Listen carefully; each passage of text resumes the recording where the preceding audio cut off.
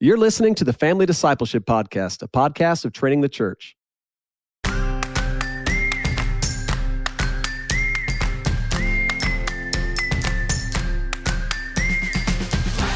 This is Adam Griffin, and before I introduce you to our distinguished guests, let me first introduce my two lovely co-hosts. First, one of the OGs of the Village Church, Cassie Bryant. How you doing today, Cassie? I'm so great. If you want to know how to make a Wednesday feel like a Monday, spill your coffee. All over your dress. That's so awesome. And of course, the mother of all my children is with us today, Miss Chelsea Griffin. How you doing today, Chelsea? I'm off the charts. First day of school.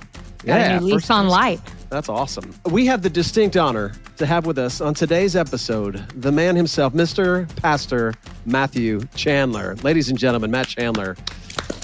Thank you. Mr. Pastor is what a lot of the small children here call me. So, Mr. Pastor, I'll take it. Pastor, I'll that's take awesome. It. Well, Matt, we're all huge fans of Matt, good friends with Matt. But I need to tell you a little secret that the Griffin family's had for a long time. You need to know this, Matt, that my wife has a secret selfie collection of Matt Chandler, where she takes pictures of you and with you. And she's been working on this for a while. And I don't know, I hope you're not aware of this, but we'll have you you don't even see us. We're over your shoulder taking, I just want to know, what's your response to that? Are we the first? I am, I don't know, probably.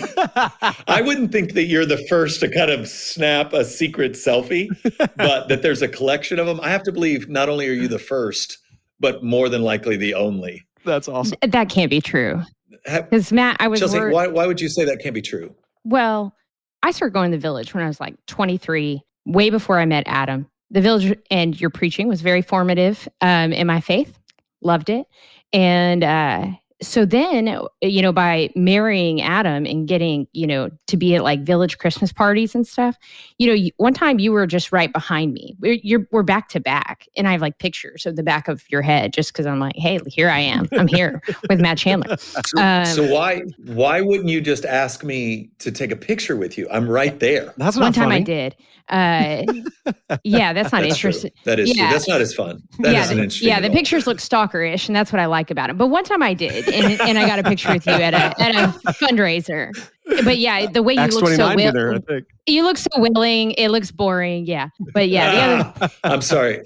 We'll get a really awkward one next time I see you. That's perfect. Or maybe you'll get one, and I won't see you. Yeah, that's more likely. Cassie, before we jump into some questions we've got from Matt, I know that you've known Matt for a really long time, and you've probably heard him talk about being a parent 1,000 times. Any favorite stories of Matt's household that are worth retelling? Oh, man. I really love the story when one of your kids was, I guess, had climbed on top of the fridge for Halloween candy or M&Ms, and then they tried to cover their sin by singing the cleanup song. Yep. When they were like 2 or 3. And just the idea that like even as little kids, they like are trying to cover it up. Like, I'm just cleaning up at 7 a.m. It's fine. Total depravity on display. That's so good. I just love that story. All right. Well, Matt, a lot of people know about you as the pastor, and I would love it if you could just tell us about Matt Chandler, the husband, the father. Like, for the listener who don't know, what does your family look like? And if we were to ask your kids, your wife, what kind of man is Matt Chandler? What kind of man are they describing? Yeah, well, I have 3 children. Audrey is 18 now, which is just still hard for me to get my mind around. Then Reed is 15, and then Nora is 12. Each with very different and distinct personalities. Lauren and I have been married for 22 years, got married young, so we're still young with an 18-year-old. And I know, like, if you ask my wife or my kids about me, they would lead with, I'm fun or funny. And Lauren would oftentimes call me the rec coordinator of our home. I want to play. I want to laugh. I don't want to sit around. I'm not interested in binge watching a show. I want adventure and mischief and good mischief, holy mischief. Let's put the word holy in front of mischief, just so it doesn't get misunderstood. And so I want to laugh and play. And I know everybody would lead with, he's fun. If you kept pressing them, I would also be the one that Dad is the one that makes sure that we're where we're supposed to be on time. I am the only human being in my house that cares about such things. I am a hurry up and wait person. Yeah. And so I am not a get there on time person for anything. I want 10 to 15 minutes early. And that's for whatever reason. I'm sure if we dug into family of origin stuff, I could figure it out, but I feel late if I'm on time. And so I'm the guy that's always like, hey, let's get going. And they're like, well, we've got 40 minutes. And I'm like, I know. So, but let's go ahead and just get started. And I think they would probably describe me as supportive. My thing with all of my kids in particular is if you're all in, dad's all in. And we've lived that way. I mean, we own horses. I wear cowboy boots now. Like when I met specifically, everybody on this call would have never imagined that I would own horses and cows and cowboy boots. And I mean, I was Seattle and the Bay Area, and yet Audrey getting into barrel racing kind of pulled us into this world. And man, I'm just me wherever I am, which is can't really halfway anything. And then just went all the way. And so I drive a truck now and wear boots almost every weekend to preach in, and country music, wear Wrangler jeans, and that. Yeah, I mean, there are some. I haven't been able to fully embrace, but that would be an example of like me just going, oh, you love this? Well, I love that you love this, and I can see how it's growing you into the kind of woman or young man that I want you to be. Yeah. So I'm in. And so I think they would describe me as that. Lauren would describe me as playful. That's in that same line as fun. But that's how they would describe me. That's great. You mentioned y'all were young when you had Audrey, and this podcast is about spiritual leadership in the home, family discipleship. Since you guys were so young, who were some of the influences and the people that you guys look to help shape and kind of form your idea of what spiritual leadership in the home looks like? Yeah, so I'm kind of a just avid researcher, especially because neither one of us, Lauren grew up a church kid, but other than maybe prayers at night before she went to bed, I don't know that she would describe any kind of intentional discipleship that was in place. And so we just tried to read everything we could get our hands on. And we did a lot of long conversations with older men and women, and some of them like here in the church. And it was a little odd because here I'm the pastor going, hey, talk to me. So Gilbert Montez early on was a great gift to us. Brian Miller, who's still on staff here, incredible gift to us. All their kids love Jesus. Grew up, and we just wanted to go, what did that look like? What do you regret? And then we had a couple of people who had a much more difficult time with their kids. And we wanted to have the conversation with them of what did that look like? What did you try? What do you wish you would have done over? And if you could do it again. And we gleaned more from those relationships than we did from anything we read. That's good. Well, we're hoping that our podcast helps a lot of parents and families guide conversations with their kids. Can you tell us about some of your favorite memories of spiritual conversations you've had with your kids? Yeah, I'll give two. I'll give one that's kind of a silly one, and then one that's a little bit more recent, and I thought it was a really beautiful one. When Reed was, he must have been 3 or 4, and we had been kind of working with him to understand the gospel story and catechizing him in a very real way. And he's on his big wheel and he's riding, and I'm walking there beside him, and it's right around Easter. And so he rolled up next to me and just said, hey, Dad, Jesus died on the cross for our sins. And I had been working on the resurrection too. You got to include the resurrection in that. And so I just asked him on a walk, well, what happens next, buddy?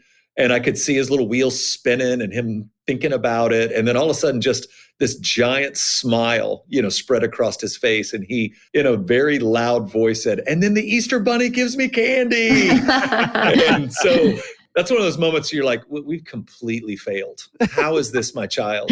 And then we got to, this is just a funny example of from the very earliest stages, we're trying to have these conversations with our kids. And we weren't waiting till we thought, oh, they can understand at this level, or they can understand. We just wanted to talk with them about the kingdom, about the gospel as often and in ways that we thought they could understand. And so that's kind of a funny one with Reed, where we got to go, okay, yes, I mean, we're gonna have some candy, but that's kind of a plaything that we do. The resurrection is the real thing, where that's just some sort of shadow, and it's a real weak shadow. But what really happened, right? And had an opportunity to dive in a little bit more deeply with him. And then just recently, my oldest daughter had what I would just describe as a pretty vivid, profound dream, where I was sitting on the kitchen island, sitting by the kitchen island with my wife.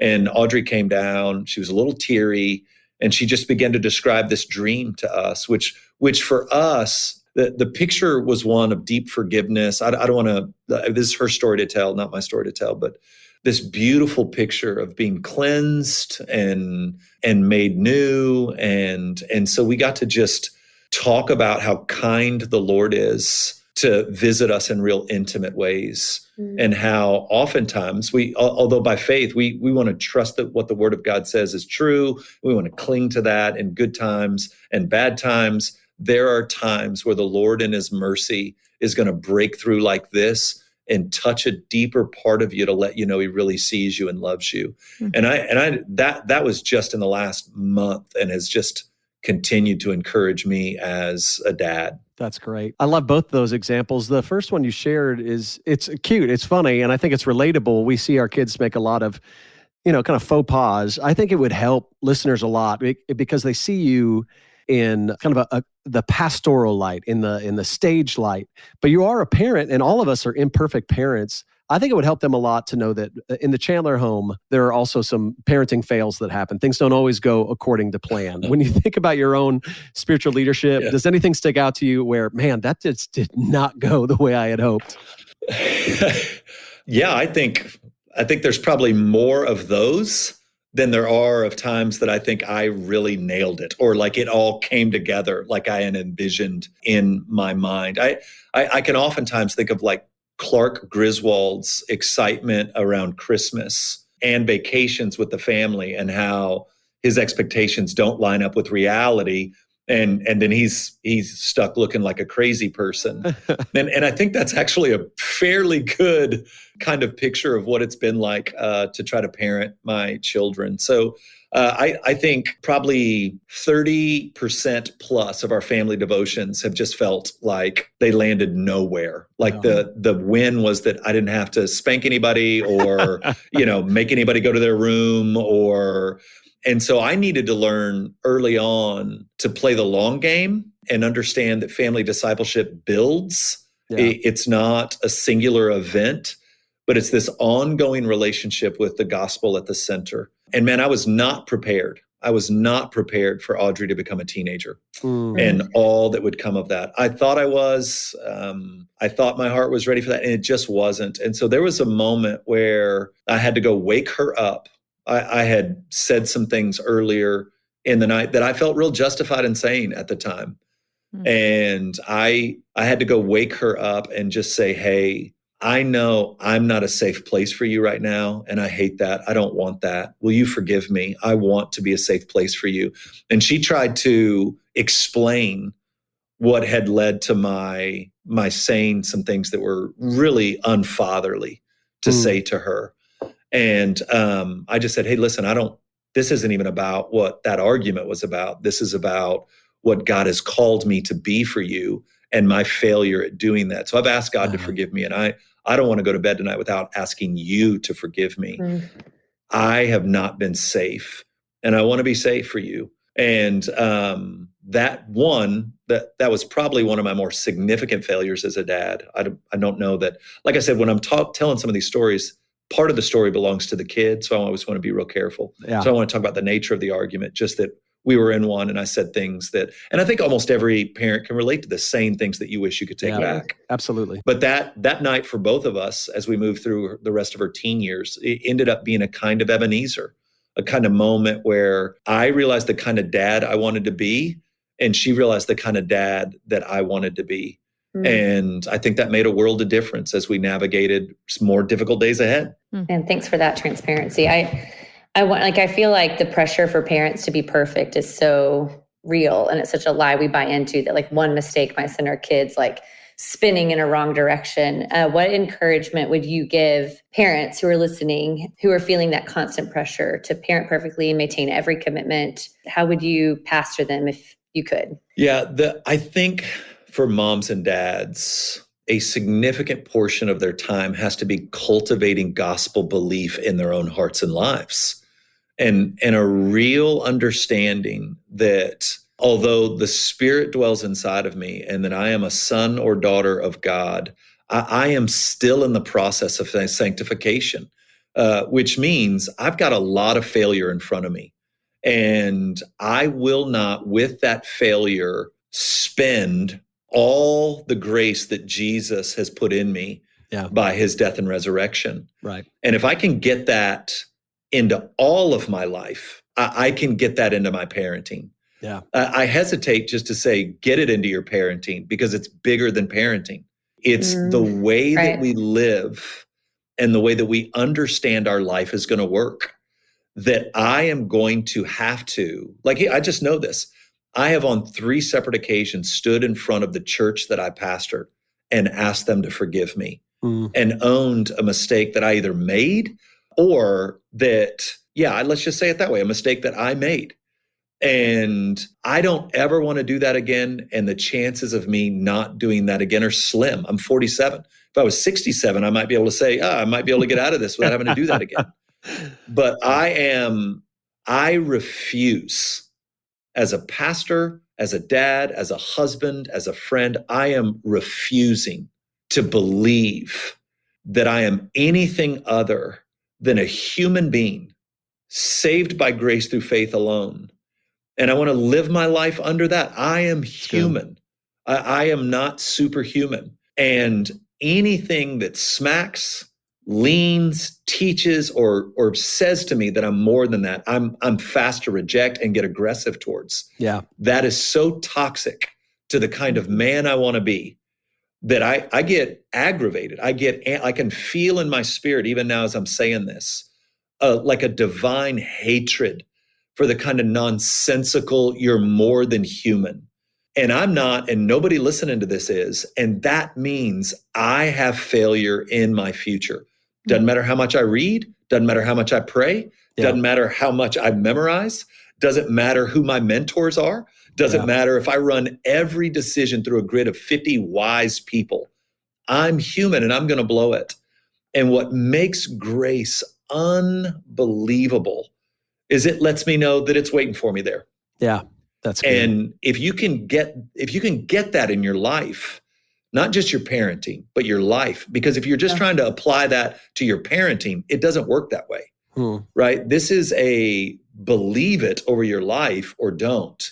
And that's why I've always been so passionate about making sure people understand what the gospel is. Because if you're going to parent well, you have to understand there's grace for you, because you're not going to nail it. And then that frees you up from having to pretend that you're more than human. You show me parents who don't ask for forgiveness from their kids. I'll show you parents that don't understand the gospel. That's good. That's good. I feel very encouraged personally by that. We have a lot of parenting left to do in our home. Matt, in the Family Discipleship book, you talk about the 13th birthday for your kids being like a rite of passage. Come on. For those who haven't read the book, don't know about that, can you tell us how y'all came up with this milestone and what it is? Yeah. So I had read quite a bit about rites of passage, and specifically, I found a lot of it when I was doing series on manhood and womanhood and things like that, and how historically, specifically for men, there were these significant rites of passage where a boy no longer had to wonder, am I a man? But that there was a process by which now you're a man. You are no longer a boy. And in varying cultures at different times, that occurred at different ages. In Spartan culture, I think it was as young as 7. They were taken away from their mom and they were thrown in to become warriors, right? Well, I thought 7 and warrior training was a little much for Dallas. So it's just a different period of human history. So what we wanted to do is Lauren and I sat down and just said, we want to create kind of a 3-step process, with the 3rd step being a declaration of you are a woman, you are a man. Yeah. And so with that said, the first step in this 3-step process is the 13th birthday. We liked that because now you're a teenager, right? You're no longer a preteen or whatever you want to call that awkward space between. It's 13. And so what we do is they have their normal birthday party with their friends, and then we have a night with them. And none of their friends are there that night. This is, for Audrey, it was a group of women. For Reed, it was a group of men. And what we've asked them to do, these are all people that are in our inner circle. They do life with us. We do vacations together. We do ministry together. They are our people. They have been our people by the grace of God for 12 to 15 years.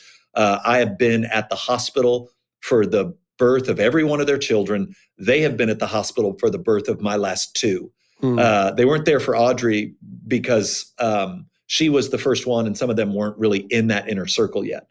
So all that to say, God's done a beautiful job of giving me a deep and rich community. And on that night, those men come in, those women come in. And what we've asked them to do is call out of our child what God has put in them. We don't want, you're such a good basketball player, or you're so pretty. We're not interested in that. Yeah. What we want them to hear from you is, I see that God has put a sense of justice in you. Here's how I see this. Here's how I'm asking God to protect this. And then to call them up into believing the gospel, and that God's got a call on their life, and that he was actively involved in putting that in them. And then my role at the end of the night is to acknowledge we're entering into an awkward season, a season where you're not quite a woman or man, but you're not a child anymore. Yeah. And so you're going to be pulled by both of these forces. You're going to want the independence of manhood or womanhood, and yet the pull of being childish is still going to be profound. I want you to hear me say that me and your mother and these men or these women, we are here for it. There's nothing you're going to do that's too embarrassing. There's nothing you can do that's going to make us feel any different about you. We are your team. You are never alone. If you don't feel safe coming and talking with mom and dad about something, then look around you. This is your team. This is your room. And then from there, we lay hands on them and we bless them. And then I've asked for all of those people that said those things to write them in a letter form. And then I keep those letters. And then as the kids get older, on certain moments and times, I have actually, and this literally just recently happened with Reed, who's 15. I just had Reed stand in front of me in the living room and read 3 of those letters out loud to me. He was just going through some things. He was frustrated and angry. Didn't know what to do with what he was feeling. And so I said, great. And I pulled out Trevor Joy's, Josh Patterson's, and mine. And I said, read them out loud to me. And he was like, well, that's dumb. And I was like, yeah, indulge me. Dad's dumb. He doesn't try to hide that. So let's go. Read them out loud. And you could see him remember what was spoken over him. You could see him begin to regain some confidence about what is most true about him. And then what's been really fun is we started that with Audrey, and now our entire crew does that. So literally like 2 weeks ago, I was at another family's son's 13th. And so it's become this thing for all of our kids. And it felt like to me a couple of weeks ago, I was like, this is what community centered around the person and work of Jesus Christ looks like. Yeah. We're loving each other's kids. We're supporting one another through the highs and lows of parenting, quick to remind each other of God's grace for each other. And that's what we do on the 13th birthday. And I think it's been powerful. That's great. Okay, so our next question, Matt, is something we're going to ask all our guests this season. And it's, if you could go back when your first child was born and give yourself one piece of advice about the Chandler family spiritual life, what would you say? Yeah, that's actually an easy question for me. I wish somebody would have told me to play the long game. That don't put too much emphasis on any one given moment. But just play the long game. Because here's the reality. Like, I don't have any less concern for Audrey now that she's 18 and going off to school. I don't have any less love, any less worry, any less, if anything. So it's not like you got to do this 18 years and hope you nail it. Yeah. This is a relationship until you die. Concern, hope, delight, friendship, laughter, worry, tears until the day you die. That's what you signed up for. Yeah. And I don't know why I wasn't thinking that way when the kids were little. I was thinking, oh, don't screw this up. Don't screw this up. They're in their formative years. Don't screw this up. I mean, that was a terrifying idea that I could screw them up.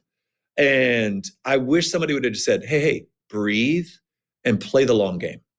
You're going to get 1,000 shots at nailing this. You're not going to nail them all. And then you're going to nail some. Yeah. And that you're intentionally wanting to nail some is going to produce some things in the long run that are more than you can imagine right now. And so that's it for me. And that's probably not any surprise to you guys that somebody just like, hey, calm down. Just breathe a little. It's going to be fine. It's going to be fine. It's going to be fine. It's so good to remember, because when you've got littles, everything feels every decision you make feels like the weight of the world hinges upon it, like whether it's pediatrician or if you're going to sleep train. I mean, like when they're really little, it's like, and you get this decision fatigue, but it's just so nice to remember there's this big picture and this whole mural of their life that's being painted that God is sovereign over. And then I think what's been wild for me is there have been times I've remembered I did something and I'll go and like, hey, when you were little, do you remember this? I mean, I feel like I need to apologize to you for that. And they're like, I don't even know what you're talking about.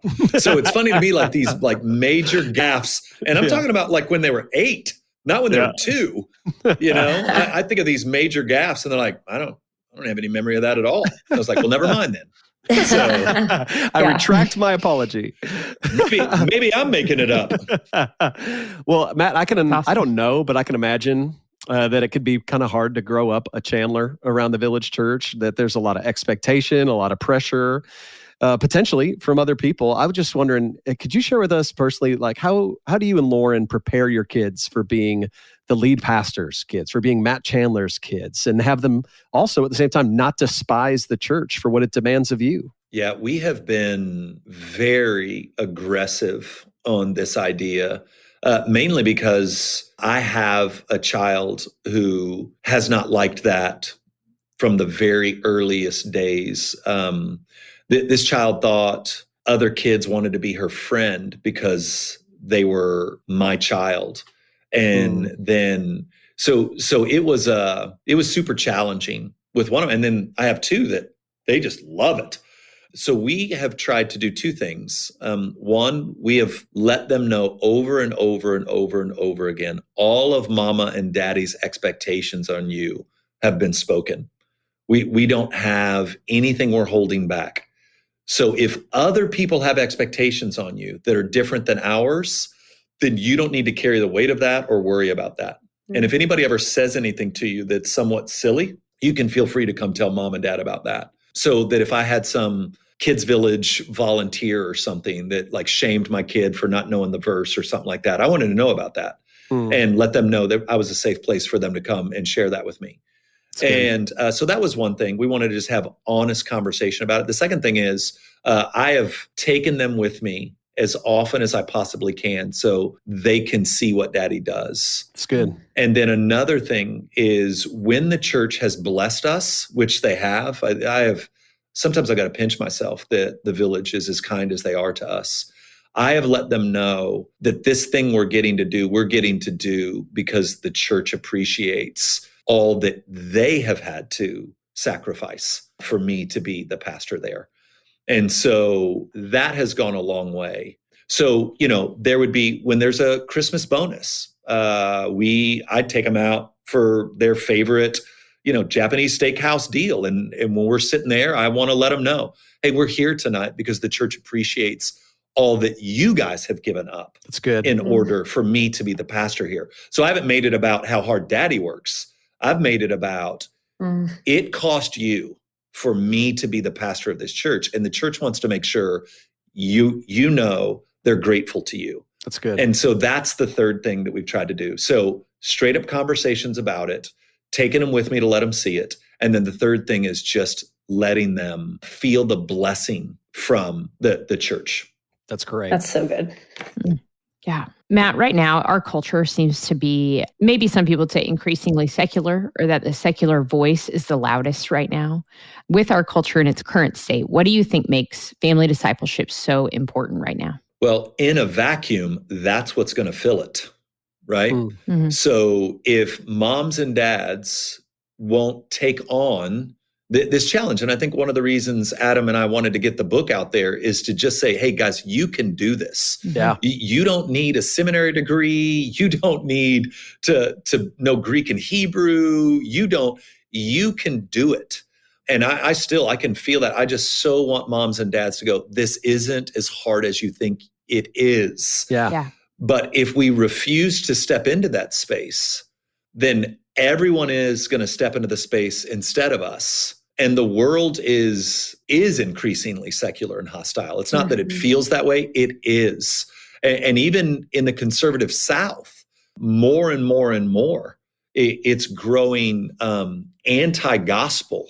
If it's not overtly, we hate Jesus, it's just anti-gospel. It's just a completely different worldview about how to handle life, how to think about life, how to think about other people, and if we won't do what's right there in front of us, then the world's going to do it for us. And we're going to wake up and we're not going to recognize or not going to understand how this person that grew up in our house could believe what they believe or embrace what they embrace. And so I think it's of utmost serious right now for parents to understand how powerful they are in the lives of their children. Amen. And not by the lie that we don't want to tell them what to believe. Yeah. Well, Right. somebody's going to tell them what to believe. Yeah. Let me Right. tell you, I want to be the ones that tell my kids what to believe. I'm not throwing that out for TikTok to do. I'm telling them what to believe. But I mean, you're giggling, but there are, if you've been on TikTok, there's people like, hey, I've got a master's in theology from such and such, and homosexuality, the word didn't appear in the Bible until 1947.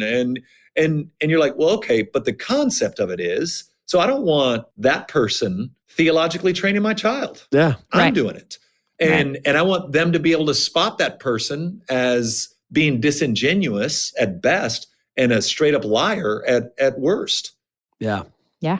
While we acknowledge parents are the primary disciple makers, like what you're saying, like we want to be the ones theologically forming our children, laying the foundation. What role does the church play, or has the church played, like in you and Lauren's discipleship of the kids? Yeah. At the right time, God has just sent other women and other men into our kids' lives to reaffirm what we're trying to teach them. And so in each of my kids' cases, there was a worker in Kids Village or a worker in the student ministry, a man or a woman that kind of came alongside of them and just encouraged them, spoke life into them, called up out of them, taught them, reminded them. And so the church is in a very real way for us, has been a partner in wanting to grow children that fear the Lord. That's awesome. I think a lot of people may think that as a pastor and as a theologian and as a leader, you just have a special advantage over them. I love what you're talking about, that, man, every parent is in their family for a reason, and it's a theological reason. It's to lead the family the Lord has given them, and they can do it. I think you said so simply, it's not as hard as you think it is. I think that's so good. Come on. For you, when you think about all the Lord has asked you to do, not just as a pastor, but as a husband and as a father, and you think about your own household, what scriptures come to mind for you? What has the Lord said that you point to as a guide for how you lead your home, or the scripture that comes back to mind for you again and again as you lead your home? Yeah. So for me, it's always been the Shema for Lauren and I. And I think when people, get into Deuteronomy 6, it feels overwhelming to them. But what it felt like to me is the Lord just laying out there, just let this be something you talk about all the time. Yeah. Right. And so if you think about the Shema there in Deuteronomy 6, where when you lie down, when you rise up, when you walk, on your hand, on your forehead, on your doorpost, I never read that and went, oh my gosh, it's everywhere. I have to do this all the time. I always read that as this needs to be a part of daily conversations that, and honestly, even as I thought about your question of spiritual conversations, I could say before the Lord, we just kind of always talk about this stuff. Yeah. And we have always just kind of talked about this stuff. And we're doing that while we're playing a lot of games and we're laughing a lot. I mean, they're not dressed like Martin Luther in the house and chanting. I mean, we're doing messy, fun, hard life together. And we're just talking about these things at dinner. We're talking about these things if we watch a show. We're talking about these things as they interact with their friend groups. So we're talking about these things as mom and dad fail or as mom and dad succeed. We're talking about these things when I come back from a trip and get to testify to what God's been up to. Amen. We're talking about these things when they're confused about what to think about what just happened in Washington, D.C. or what's going on in Afghanistan and what that means for this is just what we do. And so the Shema, I think, is not trying to say the only thing you get to talk about ever is, the gospel. It's at the center of our home. Yeah. And so it bears its weight on everything. Yeah. And that's just what we've done. And that was kind of the philosophy of how we want to parent is as often as we can, let's bring these things back around to the Word of God and what it says and God's heart for us. And that's been such a big component of our parenting is God's heart in this is the Bible says one of the things that's true about Christianity. Well, what's different about the Christian faith? These are phrases all the time in my house and have been since, like I said, Reed was a 2 or 3 year old on a big wheel. We were trying to help him understand that the resurrection mattered. Yeah. It's good. On a family walk. It was just a family walk. Yeah. That's awesome. Before we let you go, what are the prayers you have for your kids right now? If our listeners want to pray for the Chandlers, what can we ask God for on your behalf? Man, that's great. So Audrey is about to start school, and we would love for her to just find a good, solid church where she's at, where she's going, and that she would find friends that love Jesus, and that she'd fall into a crowd that continue to encourage and build her up in her faith. For Reed's just got a growing, really beautiful relationship with the Lord, and that God would just continue to stir up in him all that it means to be a man and to embrace his kind of journey towards manhood. Sweet Nora she's never not had a good day, I don't think. She's just the complete and maybe sole 100% optimist in our home. And so just that she would continue, she's got a group of older high school girls right now that are taking her, and you guys will know what this means on here. I don't know if the listeners will, but they're taking her to Edison, which is a kind of a well-known coffee shop in our area, and doing a little Bible study with her. And, she's 12, just more and more and more that she would own her faith.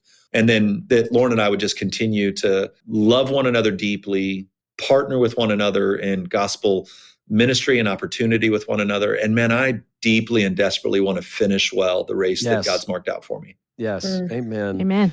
Well, Matt, I'm so appreciative, or I so appreciate your honesty, your vulnerability, your leadership. You've made a big difference in the Griffin house. I know in the Bryant house, you've made a big difference in our church. I'm grateful for you, and I really do hope our listeners will lift up these needs before the Lord, and that you'll get to see the fruition of them, that God hears us, that he will respond and do exactly what we just asked him. Love that. Well, listeners, thank you so much for listening today. You can join the conversation by finding us on social media. Thanks for listening. And if you think it's as important as we do to disciple our families, you can give us a great review wherever you listen to the podcast and share this episode with one of your friends.